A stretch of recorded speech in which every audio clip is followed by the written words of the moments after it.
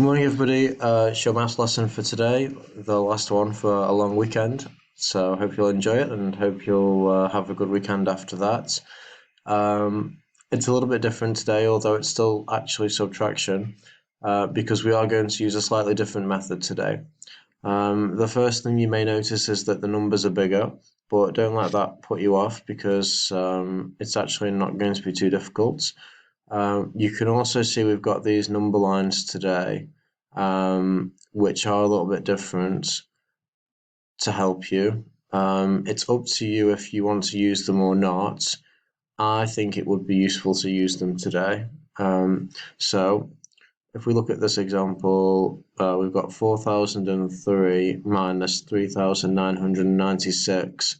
Now we could use another method like we've been doing before. We could use a column, or we could break them down into the separate parts and to subtract them. But actually, if we look carefully, you can see that this number is very close to this number. It's a very small difference between them.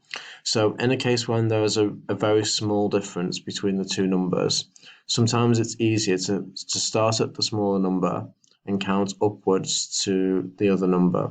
So that's what we've got here in this example. We've got a number line, and you can just count up from the 3,990 there, or you can just go straight to 96, which would be here, and go, okay, 1, 2, 3, 4 to 4,000, and then 1, 2, 3, 4,003. So that's 7 jumps, 7 there.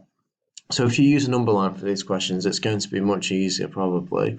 As long as you've got the answers written like that, it's okay.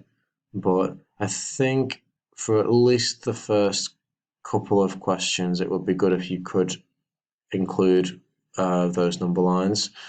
Then you've got to do, it's a bit like one we've done before. So you choose two of the totals and you've got to write the difference.